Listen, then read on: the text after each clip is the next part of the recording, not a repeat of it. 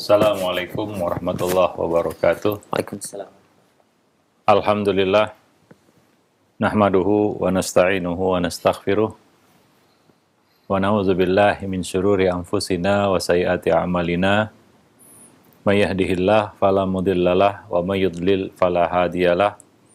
Asyhadu an la ilaha illallah wahdahu la syarikalah wa asyhadu anna Muhammadan abduhu wa rasuluh la nabiyya ba'dah wa ba'd. Para pemerhati roja, kaum muslimin dan muslimat, rahimani wa rahimakumullah. Alhamdulillah, segala puji hanyalah milik Allah Rabb semesta alam yang telah memberikan kepada kita nikmat dan anugerah yang tidak bisa dihingga, dihitung. Kalau kita ingin menghitungnya, niscaya kita tidak akan mampu untuk menghitungnya. Wa in ta'uddu ni'matallahi la tuhsuha. Salawat bering salam tidak lupa kita limpahkan untuk Nabi kita Muhammad sallallahu alaihi wasallam, untuk keluarga beliau, sahabat-sahabat beliau, dan umat beliau sampai hari kemudian.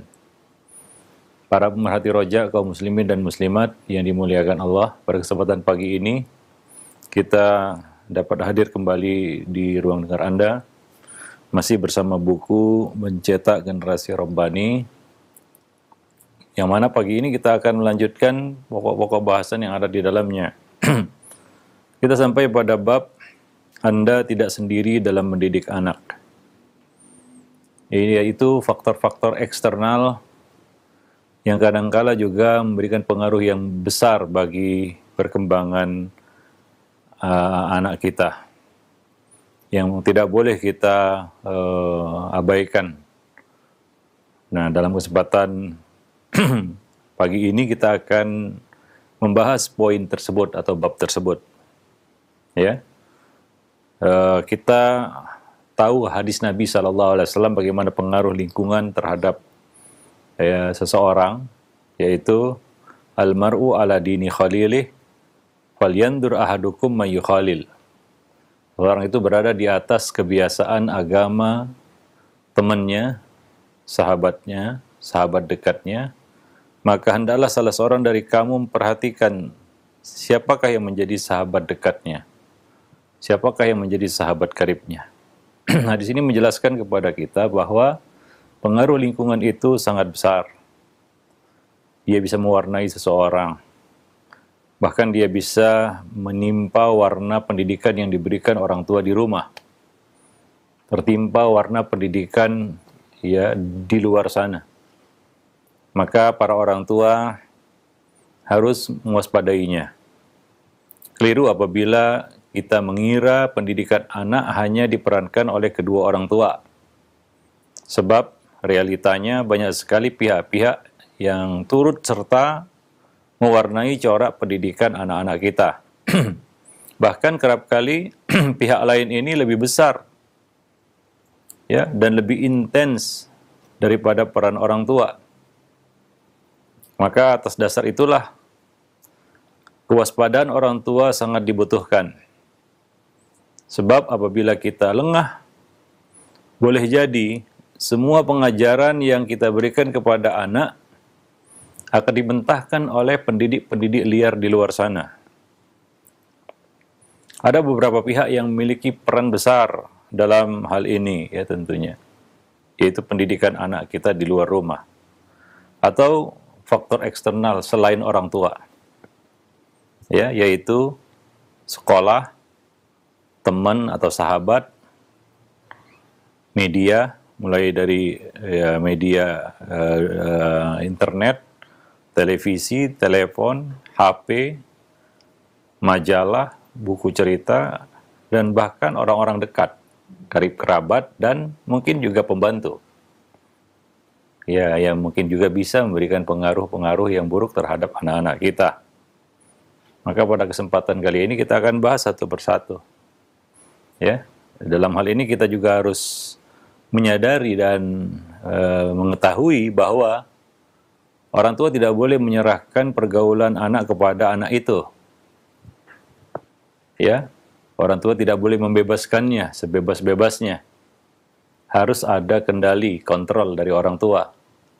Orang tua juga berhak, bahkan harus ikut campur dalam menentukan ya teman-teman pergaulan anaknya. Sebagaimana kita juga menentukan kemana anak ini akan belajar atau sekolah. Ya tentunya tidak bisa kita serahkan kepada anak itu bulat-bulat. Silakan berteman dengan siapa saja, silakan pilih sekolah yang kamu mau, tentunya tidak seperti itu. Walaupun ada orang tua yang seperti itu ya, dan itu tentunya salah. Kita tidak bisa memberikan kebebasan mutlak kepada anak di dalam bab-bab seperti itu. Ya, apalagi ketika anak masih dalam usia ya berkembang, ya, seperti misalnya pra-baligh, baligh dan pra-remaja atau pasca baligh. Itu adalah momen-momen krusial ya, yang waktu-waktu yang sangat kritis apabila ya orang tua lengah pada masa-masa seperti itu, ini bisa memberikan pengaruh yang buruk kepada anak. Maka dari itu ya orang tua di sini tetap harus punya kita katakan peran dan perhatian, bahkan campur tangan ya di dalam menentukan hal-hal yang penting dalam kehidupan anak-anak kita. Yang pertama ya, tentunya adalah sekolah. Anak ini pasti sekolah, ya. Apalagi sekolah ya dasar itu sangat penting, karena di situ adalah diletakkan ya dasar-dasar kepribadiannya. Maka orang tua harus memilihkan sekolah yang betul-betul ya, baik ya bagi anak-anak mereka. Karena sekolah memiliki peran dan pengaruh yang sangat besar. Nah di sekolahlah ya anak menghabiskan sebagian besar waktunya. Bahkan sekarang ini mungkin anak lebih banyak di sekolah daripada di rumah. Walaupun untuk sementara waktu ini ya selama masa pandemi ini anak-anak masih belajar di rumah. Tapi itu tentunya tidak selamanya. Ya, nanti akan kembali normal dan anak akan kembali sekolah. Nah, anak itu menghabiskan waktu sebagian besarnya itu di sekolah. Apalagi sekarang, ya sekolah itu rata-rata full day. Pergi pagi, pulang petang, seperti ya pegawai ya, seperti karyawan. Gitu. Pergi pagi, pulang petang.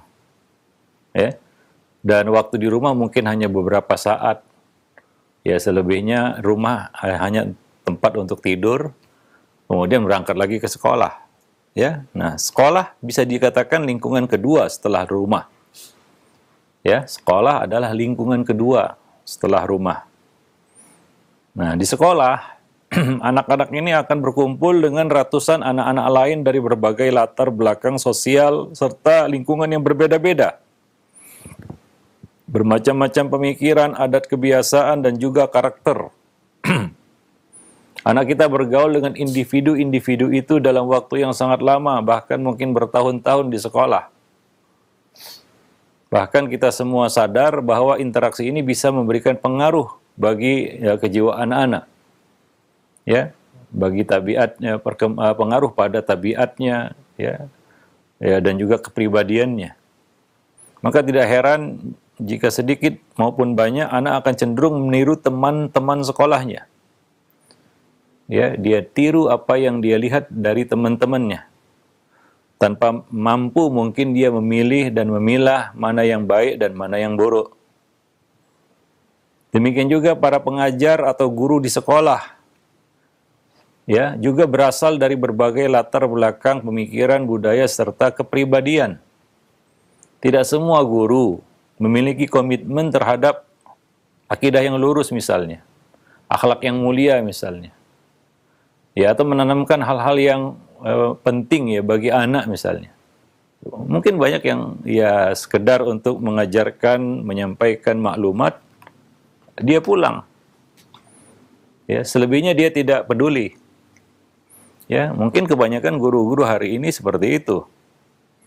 Ya, apalagi sekolah itu juga tidak spesifik atau spesial, misalnya ya menitik beratkan akidah.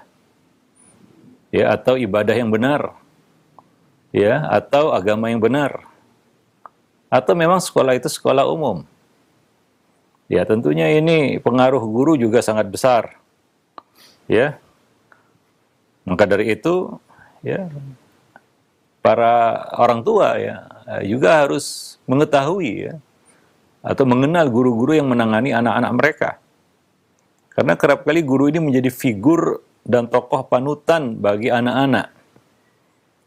Dengan mudah mereka mendengar dan mempraktikkan ucapan maupun perbuatan sang guru, meski bertentangan dengan pola pikir dan didikan orang tua. Dan kenyataannya, anak-anak remaja itu lebih banyak curhat kepada guru-gurunya atau ustadz-ustadznya daripada orang tuanya. Misalnya dalam hal memilih jodoh misalnya. Atau bahkan memilih arah hidup. Ya, apa yang mesti dijalani, kemana dia harus pergi. Kadang-kadang anak-anak ini lebih prefer, ya, lebih nyaman, ya, bertukar pikiran, berdiskusi dengan gurunya daripada orang tuanya. Ya, karena kedekatan, ya, murid dengan guru itu. Ya, maka di sini orang tua tidak boleh, ya, lengah atau tidak boleh kita katakan hilang, ya, dari kita katakan pergaulan anak-anaknya. Dia harus tahu juga bagaimana guru-guru itu, ya. Dia harus memastikan bahwa anaknya berada di tangan orang yang tepat, di tangan yang tepat, ya, dan dididik dengan cara dan metode yang tepat. Nah, demikian, ya. Nah, karena kadang-kadang, ya, ada sekolah yang mungkin, ya, secara sistem itu bagus, tapi tenaga-tenaga pengajaran yang berantakan, atau sebaliknya, ya. Mungkin sekolah itu sistemnya mungkin tidak begitu baik, tapi guru-guru yang menangani di sekolah itu adalah guru-guru yang baik.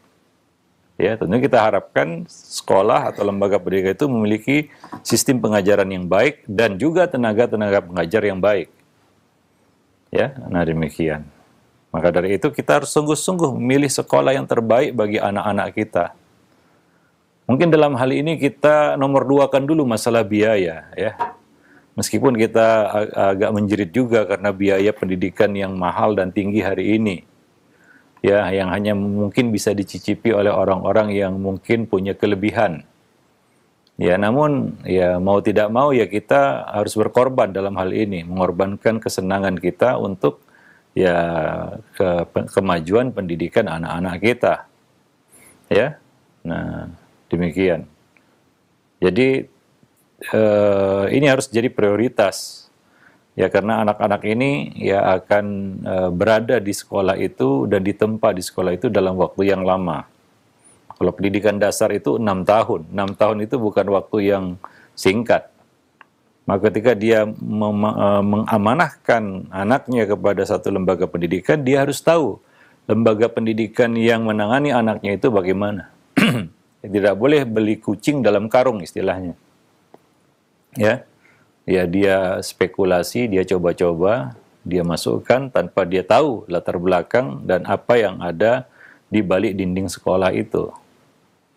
Nah, maka dia harus pastikan itu. Nah, demikian. Nah, dalam hal ini, ya, tentunya sekalipun kita harus merogoh kocek lebih dalam, itu tidak masalah sebenarnya, karena banyaknya harta yang dikeluarkan tersebut tidak akan sia-sia tentunya, ya. Namun juga kita, ya, berharap, ya, kepada para pengelola pendidikan, ya, supaya bisa, ya, kita katakan lebih masuk akal lah di dalam memasang tarif, ya, biaya pendidikan itu, hingga lebih terjangkau lagi oleh segala lapisan dan kalangan. Ya, tidak menjadi monopoli orang-orang yang berduit atau yang punya, ya, biaya yang, ya, melimpah. Nah, demikian. Ya, tentunya kadang-kadang kita ingin anak itu sekolah di sekolah yang baik, ya. Akan tetapi masalahnya adalah masalah biaya hingga harus disekolahkan di sekolah yang gratis. Nah, biasanya, ya, ini juga yang jadi dilema, ya. Biasanya yang gratis juga asal-asalan, ya, sehingga hasilnya juga nggak maksimal. Atau sekolah murah yang juga, ya, tenaga pengajarnya juga, ya, sesuai dengan bayaran, kan begitu. Nah, maka, ya, tentunya, ya, disinilah peran orang tua, ya, yang harus bisa berkorban, ya, untuk pendidikan anak-anak mereka. Terutama, ya, bukan harus bisa dipastikan sekolah mahal itu baik? Tidak. Saya katakan tidak. Belum tentu sekolah yang mahal, fasilitasnya lengkap, ya semuanya serba ada, seperti Toserba, itu pasti baik, belum tentu. Nah, di sana ada sekolah-sekolah yang secara penampilan fisiknya ya biasa, ataupun mungkin ya tidak seperti sekolah-sekolah mahal lainnya, tapi isinya bagus gitu ya. Di balik dinding sekolah itu juga kita harus tahu, ya ketika kita melihat sebuah sekolah jangan kita lihat ya kulit luarnya saja. Kadang-kadang itu didandani sedemikian rupa sehingga seperti kelihatan putri cantik. Padahal di dalamnya ya keropos, ya. Jadi orang tua juga harus tahu apa yang ada di balik dinding sekolah. Ya, termasuk bagaimana ya kita katakan pendidikan, terutama pendidikan akhlak, akidah, ya dan ibadah. Ya, bagaimana sekolah itu memberikan wawasan kepada anak-anak didiknya. Juga tenaga-tenaga pengajar yang ada di situ, ya. Nah, ini perlu kita juga ketahui, ya, karena ada juga sekolah yang, ya, kita katakan mempekerjakan orang-orang yang tidak kredibel, ya, kita katakan di dalam pendidikan karena memang tidak mengerti pendidikan, ya. Nah, ya, tapi begitulah ya. Ini suatu hal yang mungkin perlu diperbaiki lebih baik lagi, ya, ke depannya, yaitu sekolah-sekolah sunnah, ya, atau yang berlabel sunnah, ya, atau yang ya kita katakan mengikrarkan dirinya sebagai pendidikan salaf begitu ya. Memang harus berbenah lebih banyak lagi ya, agar ya sekolah-sekolah itu ya memang ya bukan hanya sekedar ya kita katakan beli ijazah istilahnya, atau ya dapat ijazah, tapi anak-anak juga dapat pendidikan. Ya, karena sekarang ini ya kita katakan boleh kita katakan ya bahwa ya kemampuan anak itu lebih dibutuhkan, ya. Nah, dan juga attitude dia, ya, akhlak, kepribadiannya, itu yang sebenarnya perlu dibangun di lembaga pendidikan. Bukan hanya sekedar dia punya ijazah, bisa sampai sekolah sampai S1, S2, atau bahkan S3, ya sementara ya dari sisi lainnya dia lemah, ya. Nah, mungkin dari sisi attitude-nya, akhlaknya, ya, kepribadiannya, mentalnya, ya, dan kemampuannya bertahan di dunia luar, ya, terutama nanti dia akan berhadapan dengan dunia luar. Adakah semua itu dipersiapkan oleh sekolah? Ya, atau ya sekolah itu ya sekedar anak itu ya punya ya nilai yang bagus, ya. Tentunya manusia bukanlah tidak identik dengan angka, ya. Nah, ini yang perlu kita perhatikan para orang tua ya ketika memasukkan anaknya ke sekolah. Ya, dan juga para pemangku kebijakan di sekolah juga harus memperbaiki ya lingkungan pendidikan. Saya katakan lingkungan pendidikan, karena masih banyak yang perlu dibenahi dari sekolah itu, terutama lingkungan pendidikannya.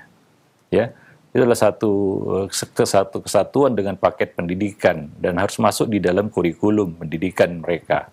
Ya, nah jadi pilihlah sekolah yang kurikulum pendidikannya kita ketahui, ya, serta visi dan misi pembinaannya dibangun di atas cara yang benar, ya.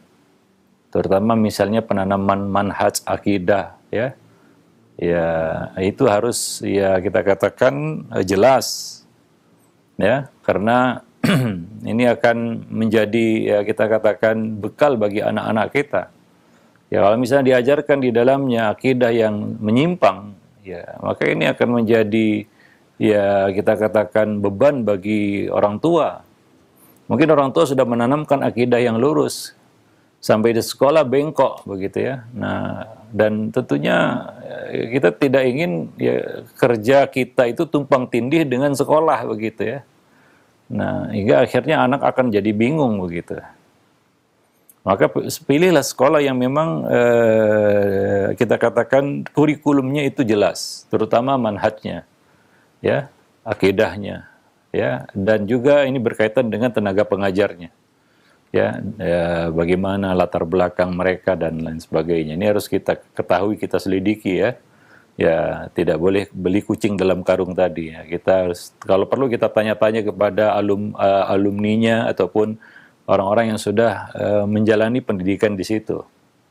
Dalam hal ini kita tidak mengapa orang tua itu harus cerewet sedikit istilahnya ya, dalam tanda kutip cerewet di sini banyak tanya, banyak selidik, karena itu adalah kewajiban mereka. Karena mereka salah memasukkan anak itu akan berakibat fatal. Mereka sudah jatuh ketimpa tangga istilahnya. Sudah keluar biaya, kemudian anak menjadi menyimpang. Ya, biaya sudah keluar, bahkan mahal, ya nggak dapat apa-apa, bahkan bukan nggak dapat apa-apa, mending kalau nggak dapat apa-apa, ya dapat yang apa-apa begitu ya. Ya, artinya apa? Dapat yang negatif. Nah ini ibarat sudah jatuh ketimpa tangga itu orang tua. Maka nggak mengapa pahit di awal ya, kita ketat di awal ya, hingga kedepannya kita bisa lebih tenang ya, kita bisa lebih lebih tentram melepas mereka untuk menimba ilmu di situ, untuk dididik di situ. Ya, nah demikian. Nah, jadi ya terutama lihatlah para pengajarnya, tenaga-tenaga pengajarnya, apakah mereka terpercaya dan selamat ya akidahnya ya, dan juga coba lihat lingkungan pergaulan di situ. Ya, karena banyak masalah-masalah yang terjadi di sekolah. Nah, masalahnya bukan dari anak didik, tapi dari guru. Banyak juga kasus-kasus ya, kejadian-kejadian yang ya itu masalahnya dari gurunya ternyata, bukan dari murid-muridnya. Ya, nah demikian. Baik. Jadi memang mencari sekolah yang ideal itu bukanlah perkara yang gampang, seperti membalikkan telapak tangan. Ya, kadang-kadang orang tua itu harus survei, datang langsung ke sekolah, melihat langsung kondisinya ya. Tidak bisa lihat dari brosur saja. Kadang-kadang ya apa yang dicantumkan di brosur tidak selaras ya, tidak ya seperti realita di lapangan. Itu makanya perlu disurvei istilahnya ya. Dia langsung lihat, langsung datang melihat dan menyaksikan sendiri bagaimana lingkungan pendidikannya ya dan lain-lain sebagainya. Ya kalau perlu jauh sebelum anak itu kita masukkan ke sekolah itu supaya kita bisa lihat lingkungan belajar mengajarnya. Jangan pas waktu liburan. Ya waktu liburan nggak ada anak-anak didik, nggak ada guru juga, ya kita nggak bisa menilai. Maka mungkin kita sudah mengincar satu sekolah. Maka jangan dadakan surveinya ketika mau mendaftar. Ya tentunya ketika tidak ada kegiatan belajar mengajar, sepertinya ini sekolah bagus, lengkap, dia ditunjukkan ada labnya, ada perpustakaannya mungkin, ya kalau ada, karena kebanyakan sekolah hari ini nggak ada perpustakaan, ya kemudian ada musolanya, ada ruang ini itu dan lain sebagainya, ya. Tapi coba lihat. Ya, ketika proses belajar mengajar yang nyata di lapangan itu bagaimana? Apakah itu semua sekedar sarana saja, tidak ada faedahnya? Atau bagaimana suasana belajar mengajar di situ? Nah, itu surveinya tentu ketika sedang aktif belajar ya, bukan pada saat kita ingin mendaftar mungkin. Nah, demikian. Nah, demikianlah ya. Ya tidak mudah memang mencari sekolah yang ideal. Ya mungkin akhirnya akan mengerucut nanti ya kepada beberapa pilihan saja, bahkan mungkin nggak ada pilihan yang banyak, bahkan mungkin cuma satu pilihan. Ya masalahnya kembali lagi masalah dana, ya satu-satunya pilihan, tapi ternyata apa? Ternyata mungkin biayanya besar, ya sehingga kadang-kadang membuat orang tua itu mundur teratur, ya hingga memilih sekolah yang dia tahu itu tidak ideal sebenarnya. Nah demikian, wallahu a'lam bishawab. Ya, nah jadi itu yang pertama ya, tentunya sangat penting ya bagi orang tua untuk memperhatikan ya bagaimana ya lingkungan sekolah anak-anak mereka. Ingat, anak-anak ini ya akan banyak waktunya dihabiskan di sekolah. Ya, dia akan dapat pergaulan pertama itu di sekolah. Ya, akan menjadi teman-teman dalam hidupnya juga. Ya, maka pilihlah sekolah yang memang ya baik ya bagi anak-anak kita, aman ya bagi anak-anak kita. Jadi orang tua harus campur tangan dalam memilih sekolah bagi anak-anak mereka. Terutama, saya katakan terutama anak-anak di usia sekolah dasar. TK, ya kita katakan TK, taman kanak-kanak, kemudian sekolah dasar, ya. Kemudian juga sekolah menengah dan sekolah menengah atas. Nah, ini mungkin perlu, ya. Kalau ya dia sudah dewasa, ya artinya dia sudah bisa dilepas, ya mungkin orang tua agak lebih ringan, ya. Karena kepribadian anak itu sudah terbentuk, ya arahnya sudah jelas, ya. Nah, tapi sekolah dasar itu tidak sama seperti ketika kita melepas anak itu mungkin kuliah atau sekolah tinggi misalnya. Ya, ya mungkin lebih fleksibel di situ. Anak juga sudah dewasa, kan begitu ya. Nah, sudah rusyud bahkan mungkin ya. Sudah sudah matang berpikirnya. Ya, sudah mengerti ya, bisa membedakan ya apa yang maslahat baginya dan apa yang mudarat baginya. Tapi anak-anak ya kita katakan kecil ya, bocah ya, anak-anak usia sekolah dasar kan dia belum mengerti ya, di mana dia sekolah disitulah dia akan tumbuh, kan begitu ya. Pengaruh lingkungan sangat besar kepada anak-anak seperti ini ya. Nah, demikian, wallahu a'lam bishawab. Taib, itu yang pertama, bahwa kita tidak sendiri mendidik anak ya. Ya, tentunya di sekolah yang menjadi lingkungan kedua bagi anak ya, itu sangat memberikan pengaruh besar bagi anak tersebut. Yang kedua adalah teman dan sahabat.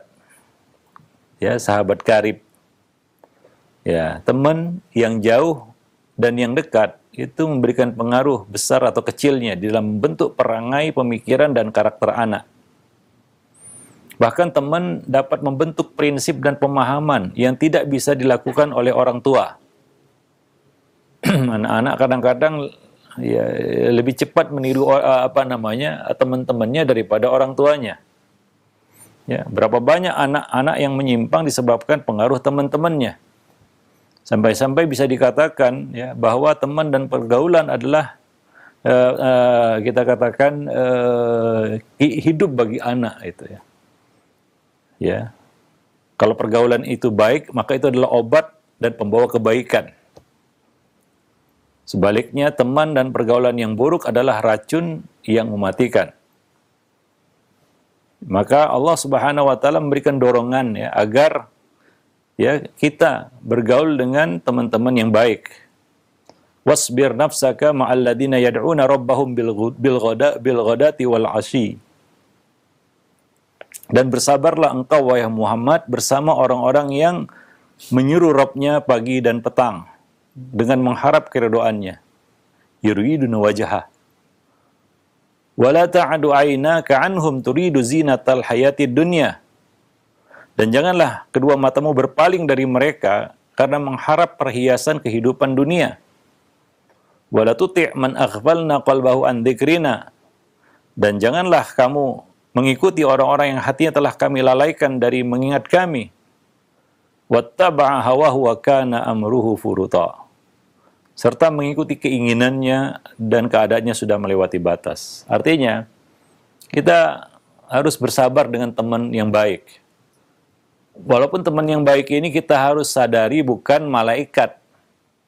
Dan kita harus menanamkan itu kepada anak-anak kita. Berteman dengan teman yang baik, mungkin ya sedikit ke dunia yang kita harapkan darinya, ya, dan mungkin juga mereka tidak sempurna, maka ada perintah untuk sabar bergaul dengan orang soleh.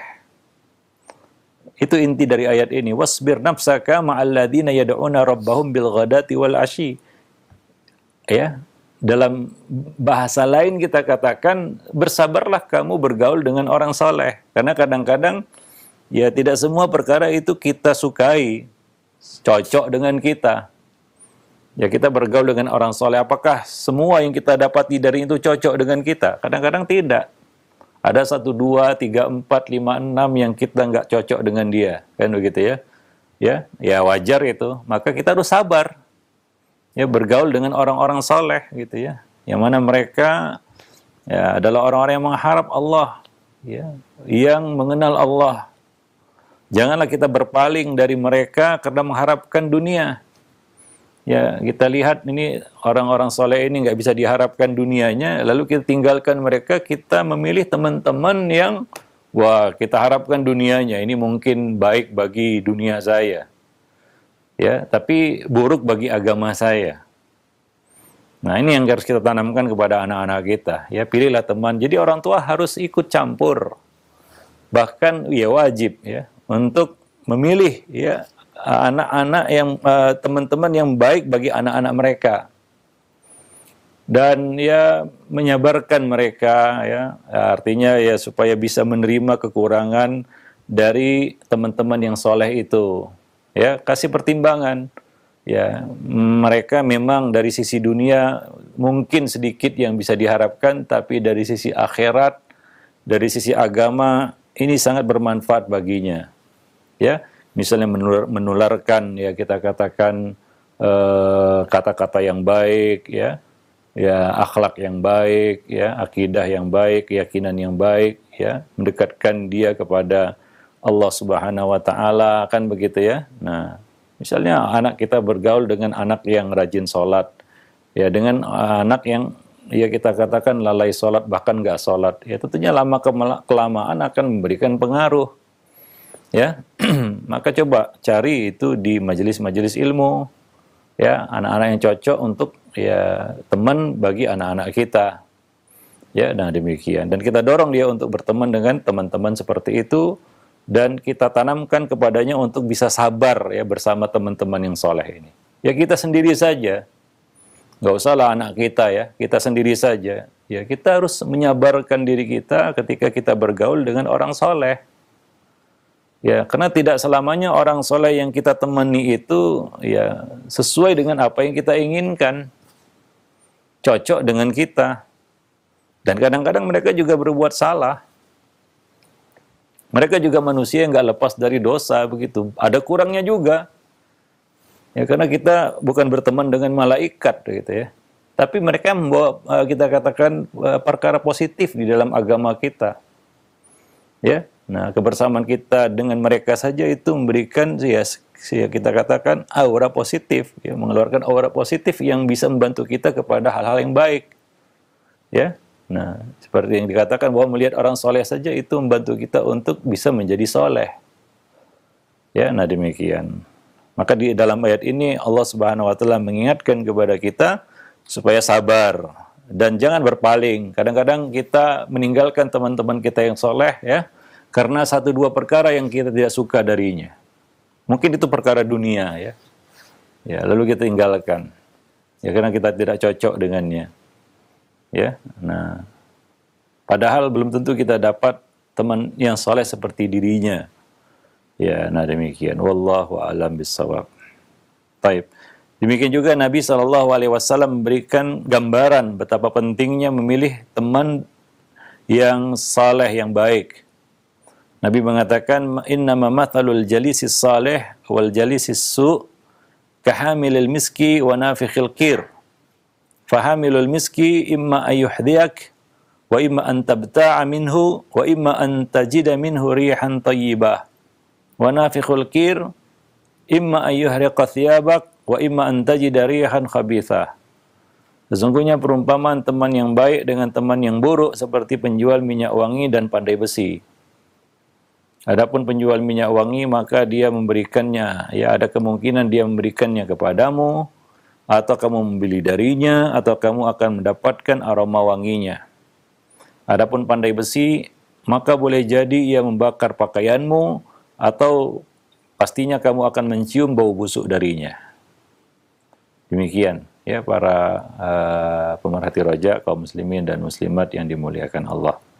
Nah, lebih jelas lagi Nabi SAW bersabda terkait pengaruh sahabat dan teman karib dalam kepribadian. Ya, tadi sudah kita sampaikan di awal kajian, yaitu almar'u ala dini khalilih falyandur ahadukum man yukhalil. Seseorang berada di atas kebiasaan tabiat ya teman karibnya, maka hendaklah salah seorang di antara kamu memperhatikan siapa yang menjadi teman karibnya.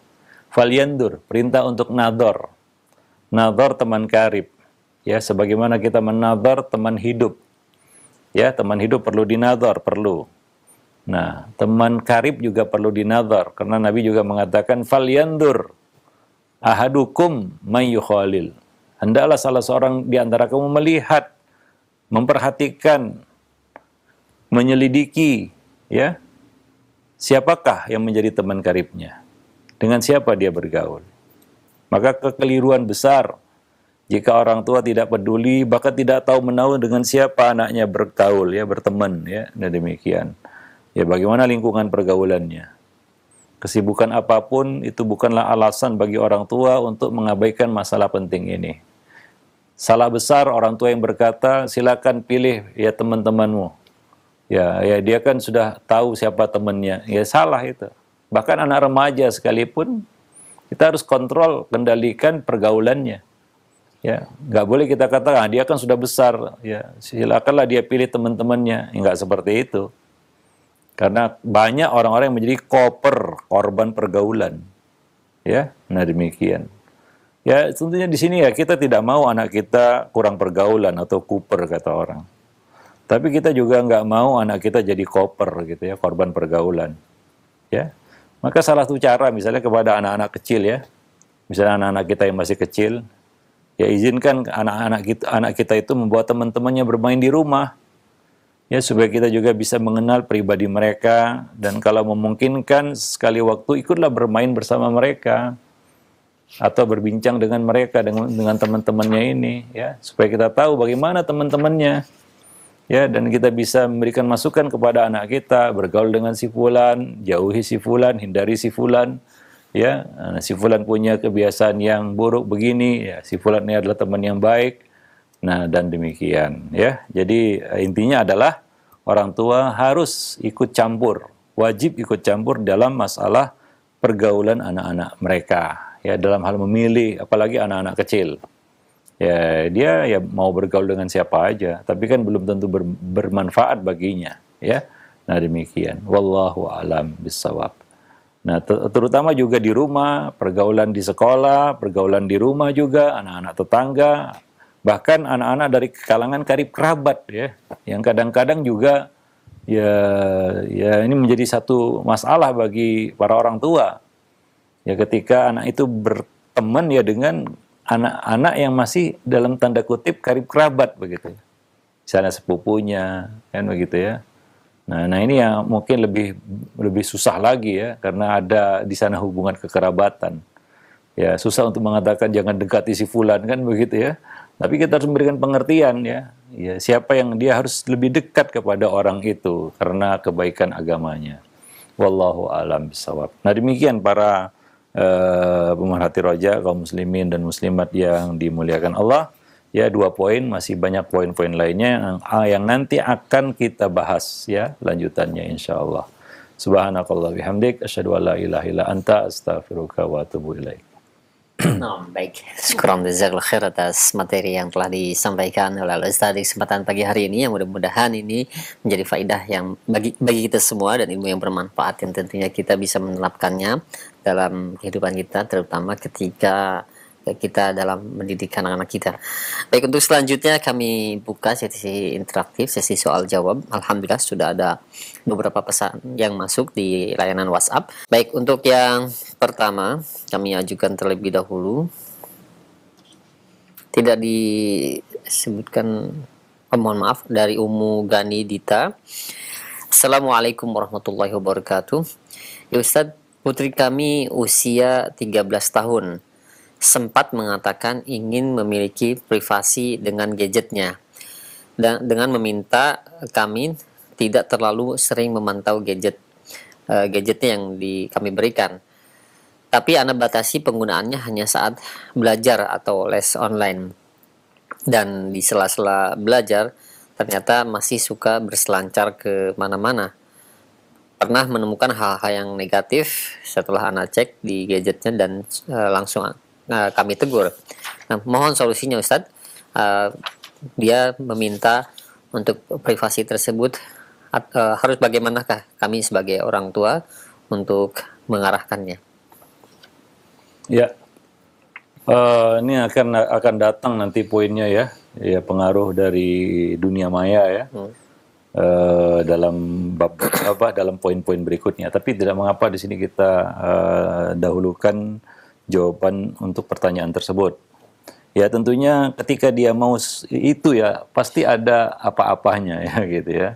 Nah, pasti ada apa-apanya karena biasanya orang suka menutupi kesalahannya ataupun suatu yang dia anggap itu dosa ataupun salah. Dia tahu itu salah, ya, maka dia ingin menutupinya. Maka dalam hal ini orang tua harus bijak.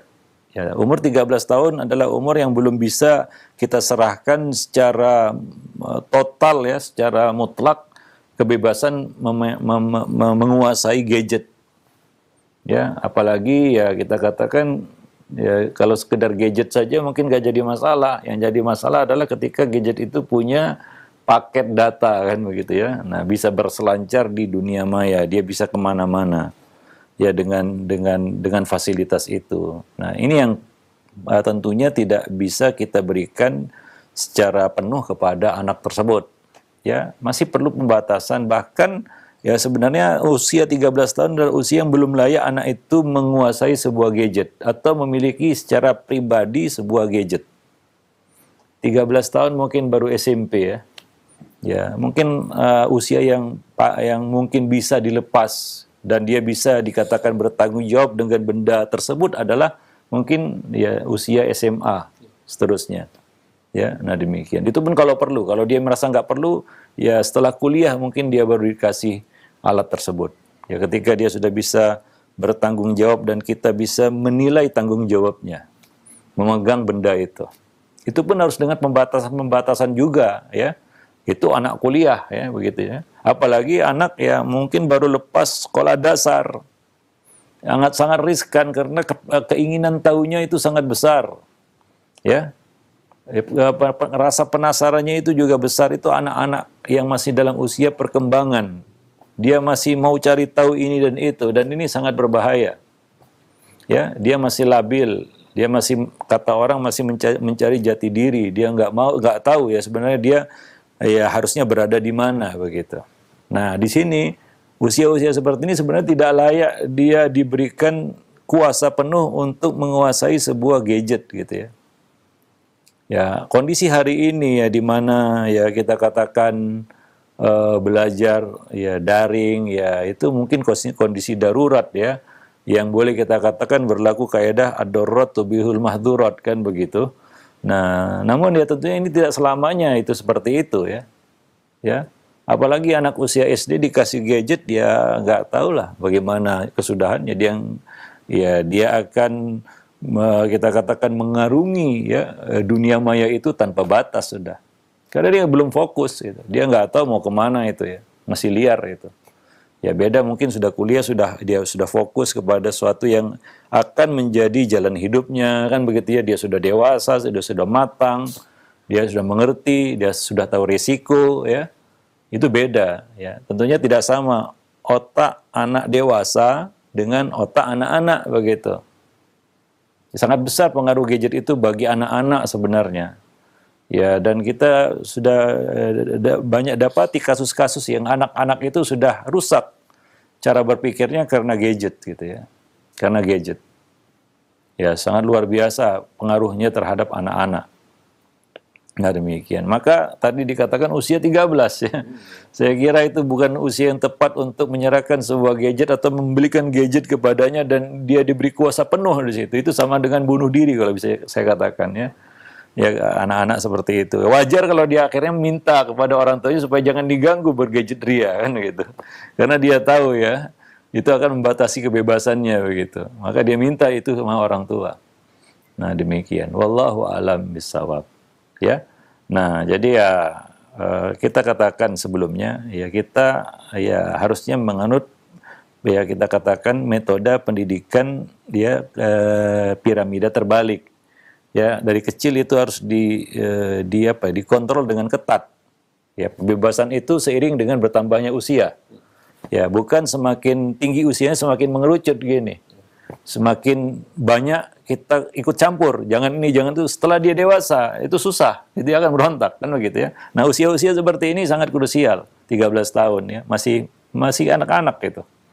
Ya, nah walaupun dia sok dewasa istilahnya ya, tapi dia masih kanak-kanak ya. Maka orang tua janganlah memberikan ya gadget ini secara penuh kepada mereka. Ya, jangan ada kata-kata terlanjur ya. Ustadz terlanjur sudah saya berikan, nah sudah susah itu ya. Kalau terlanjur dia merasa dia menguasai gadget itu, ya repot. Ya saya katakan repot dan sangat susah untuk mengendalikannya. Ya, nah demikian. Wallahu a'lam bishawab.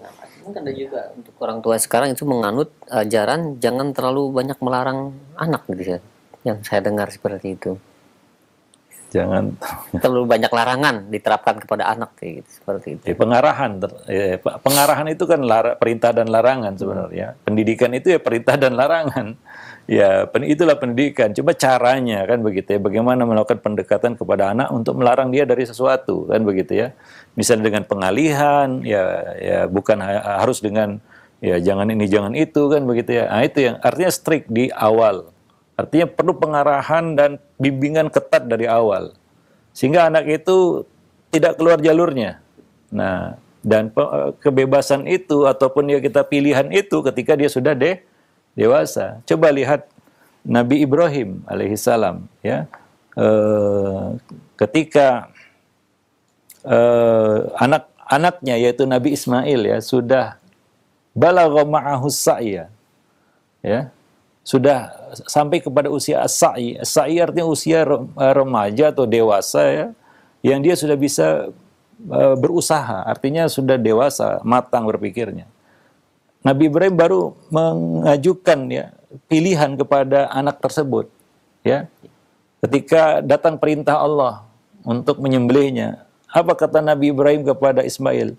Ya, ini arafil manami anni adbahuk. Ya, fandur madza tara. Ya. Nabi Ibrahim memberikan pilihan kepada Ismail, fandur madza tara, bagaimana menurut pendapatmu? Ini setelah dewasa kan begitu ya. Nah, beda dengan anak-anak ya, begini ya, ini harus diarahkan terus, ya, harus dikawal, dipepet terus istilahnya. Sehingga dia tahu ya ini jalurnya kan begitu ya. Itu anak-anak. Kalau dewasa ya sudah, kita bicaranya juga layaknya orang dewasa. Seperti Nabi Ibrahim kepada Ismail. Fandur madza tara. Setelah Ismail itu dewasa ya. Nah demikian. Wallahu a'lam bishawab. Nah demikian. Nah, baik. Jazakallahu khair atas jawaban Ustaz. Jawaban tadi merupakan jawaban dari pertanyaan yang sama yang tanya dari Ibu Tanti. Baik, selanjutnya kami ajukan kembali pertanyaan dari hamba Allah, tidak disebutkan tempatnya. Ya Ustaz, bagaimana cara menghadapi anak yang sudah kuliah namun lalai dalam sholat? Sudah kami nasihati tapi tetap saja seperti tidak peduli. Padahal dulu basic sekolah dan lingkungannya Islami. Doa dari kami pun tidak henti-hentinya dan sekarang memang jarang ketemu karena kuliah dia di tempat yang jauh dan misah, artinya kos.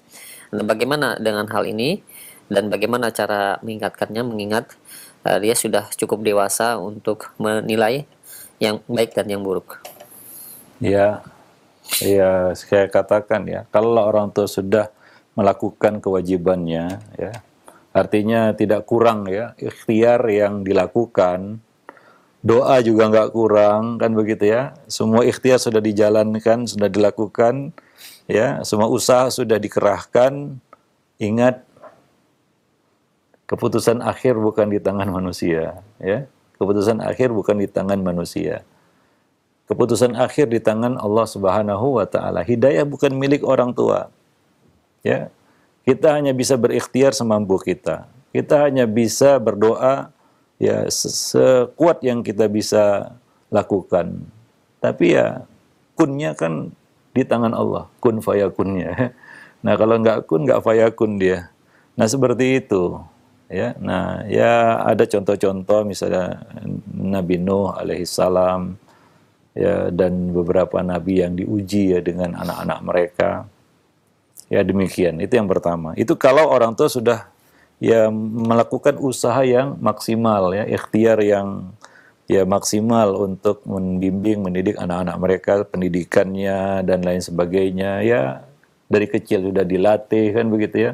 Ya kadang-kadang begitu ketika dia dewasa ada kita katakan hal-hal yang mempengaruhinya mungkin ya. atau kondisi-kondisi yang mungkin dia dalam kondisi yang jemu ataupun bosan, ya boleh jadi itu adalah satu masa futur namanya yang menimpa seseorang. Ya, ya setiap orang pasti akan mengalami itu masa-masa penurunan iman kan begitu ya. Ya masa-masa futur, ya mungkin juga dia mengalami masa-masa itu ya. Nah, ya tapi ya yang ya harus jadi perhatian bagi para orang tua adalah tetaplah kawal anak itu agar tetap berada di ya akidah yang benar. Itu saja ya. Nah, mungkin dia sholatnya ya sekarang ini malas-malesan, ya mungkin lagi futur ya. Kita juga harus tahu sebab-sebab dia futur itu apa. Mungkin ada keinginan yang tidak tercapai, ada suatu kebosanan ya, atau ya kita katakan ada masukan-masukan rohani yang harus kita berikan ya, memberikan motivasi ya. Kadang-kadang seperti itu, atau ini pengaruh lingkungan dan pergaulan, atau mungkin dia sudah mengenal lawan jenis, bisa jadi. Ada beberapa faktor yang bisa mempengaruhi itu ya. Tapi yang jelas dia sedang mengalami futur. Anak-anak remaja ya. Ya, kita dan nulis buku tips mendidik anak remaja. Ya memang nggak mudah ya menghadapi remaja itu karena dia dewasa seperti kita. Ya pendekatannya itu pasti berbeda dengan pendekatan kepada anak-anak. Ya, nah ya orang tua dalam hal ini jangan ya memperlakukannya seolah dia itu anak-anak ya karena dia akan tambah menjauh itu biasanya. Anak remaja ya orang tuanya melakukan pendekatan seperti pendekatan kepada anak-anak. Ya, anak remaja ini akan tambah jauh dia. Ya, karena dia merasa ya direndahkan ya dengan diperlakukan seperti itu ya. Nah, demikian. Wallahu alam bisawab. Jadi coba lihat dari semua sisi. Ya, mengapa itu terjadi ya. Walaupun ya kita katakan ya semaksimal apapun ikhtiar kita, keputusan akhir tetap di tangan Allah Subhanahu wa taala. Ya, ikhtiar yang tertinggi yang bisa kita lakukan adalah berdoa kepada Allah, mudah-mudahan ya Allah Subhanahu wa taala mengembalikan ya semangatnya untuk ibadah kan begitu ya. Nah, demikian ada masa-masanya itu ya. Nah, kadang-kadang orang itu kalau belum kepentok belum belok istilahnya. Ya, kalau belum kena suatu masalah ya, dalam hidupnya atau belum kepentok istilahnya nggak akan belok dia. Kalau dilihatnya di depan masih jalan lurus, dia akan lurus terus nggak mau berbelok. Nah, demikian ya, artinya dia nggak tahu dia salah jalan kalau belum kepentok begitu. Nah, kadang-kadang seperti itu ya. Nah, demikian. Yang penting adalah ya jaga akidahnya, ya tetap berada di atas akidah Islam kan begitu ya. Walaupun ya dalam sisi hal-hal yang lain atau sisi agama yang lain itu dia mengalami penurunan. Ya, tapi iman tidak boleh tercabut dari akarnya. Itu intinya. Ya, nah demikian. Ya, karena kita menyadari juga zaman sekarang ya ya nggak sama dengan zaman ya kita para orang tua ketika remaja dulu ya. Pengaruh-pengaruhnya juga sangat besar dan berat banyak ya, besar berat banyak begitu ya terhadap anak-anak remaja hari ini ya, di mana dunia mereka sudah ada dua dunia nyata dan dunia maya ya dan dia bisa menjelajah dunia ya kemanapun dia suka ya dengan teknologi. Ya, informasi-informasi yang semakin banyak dia dapatkan tidak seperti kita dulu mungkin. Kita dulu mungkin remaja dulu mungkin seperti kata dalam tempurung kan gitu ya. Kita nggak tahu apa yang terjadi di belahan dunia lain. Anak sekarang dia tahu dalam hitungan detik apa yang terjadi di sana, apa yang terjadi di sini dan informasi-informasi yang sampai kepadanya. Ini semua mempengaruhi. Ya, maka ya untuk mengawal para remaja ini ya memang nggak mudah ya. Nah, nggak mudah. Maka kita ada nulis buku berkaitan dengan hal itu secara khusus. Wallahu a'lam bishawab. Atas jawaban Ustaz. Demikian ya untuk yang bertanya, dan jawaban tadi merupakan jawaban dari beberapa pertanyaan yang senada yang banyak yang bertanya mengenai permasalahan anak-anak yang usia remaja. Yang mudah-mudahan ini sudah mencukupi. Baik, yang selanjutnya kami ajukan pertanyaan. Ya Ustaz, anak kami laki-laki masih di bawah 5 tahun. Tapi dari umur dia bisa bermain sendiri, teman-temannya itu selalu dengan perempuan. Jarang sekali yang seumuran untuk teman laki-laki yang sebayanya. Apakah nanti dia akan berpengaruh kepada psikologinya? Karena dikelilingi oleh teman-teman perempuan. Mohon arahan dan nasihatnya. Iya, nah di sini peran orang tua ya harus dilihat bagaimana perubahan-perubahan sekecil apapun yang terjadi pada anak kita, begitu ya. Nah tentunya ya secara fitrahnya ya seorang anak laki-laki ya, ya tentunya akan mencari teman yang sesamanya begitu ya. Nah teman anak laki-laki juga kan begitu ya, yang itu nyambung begitu.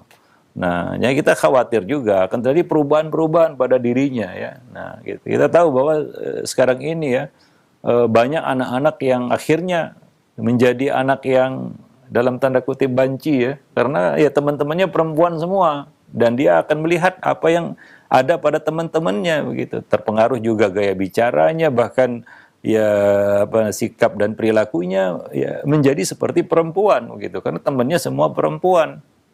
Nah ini harus jadi perhatian bagi para orang tua ya. Nah anak-anak kita ini bergaul dengan siapa? Anak perempuan saja ya, kalau temannya laki-laki terus ya akan jadi tomboy kan begitu ya. Ya, nah demikian akhirnya dia akan benci perempuan dan nggak mau berteman dengan perempuan. Dia akan berkata, aku nggak nyaman berkawan dengan anak perempuan begitu ya. Ya sama seperti ini juga banyak kasus yang terjadi ketika dia sudah merasa nyaman ya bergaul dengan anak perempuan, dia nggak suka anak laki-laki. Dan dia membenci laki-laki, akhirnya dia membenci jenis kelamin laki-laki, dan dia nggak mau dekat kecuali dengan perempuan, akhirnya dia jadi banci, kan begitu ya. Ini harus diperhatikan ya di dalam pergaulan anak-anak kita. Maka kita katakan tadi di awal, orang tua nggak bisa lepas tangan atau cuek ya, atau ya berkata kepada anaknya silakanlah bergaul dengan siapa yang kamu mau, nggak bisa. Ya, orang tua wajib ikut campur di sini ya, karena itu sangat memberikan pengaruh. Seperti yang dikatakan Nabi tadi, almaru ala dini khalilih, kan gitu ya. Nah, dengan siapa dia dekat? Ya, dengan siapa dia bergaul? Apalagi sekarang ya ada ancaman LGBT lagi, LGBT yang betul-betul menjadi ancaman serius bagi anak-anak ini. Ya, nah pergaulan sesama jenis dan lain sebagainya yang itu juga berbahaya. Ya, dan bisa muncul dari pergaulan itu. Ya. Nah, bahkan ya banyak kasus-kasus yang terjadi bukan hanya di luar, bahkan di dalam lingkungan pendidikan, kan begitu ya. Nah, demikian. Bagaimana anak itu punya, ya kita katakan, kemampuan untuk memfilter dan mengcounter hal-hal seperti itu dari diri mereka. Nah, tentunya disinilah peran orang tua, ya. Wallahu a'lam bishawab. Tentunya saya katakan, tugas orang tua hari ini bertambah banyak dan bertambah berat. Karena tantangan juga bertambah banyak dan berat juga, ya. Ya seperti yang kita ketahui bersama. Wallahu a'lam bishawab. Nah, mungkin sampai di sini dulu pertemuan kita ya. Insya Allah pada pertemuan-pertemuan yang akan datang kita akan lanjutkan poin-poin ya masih di dalam bab Anda tidak sendiri dalam mendidik anak. Subhanakallah bihamdik asyhadu an la ilaha illa anta astaghfiruka wa atubu ilaik.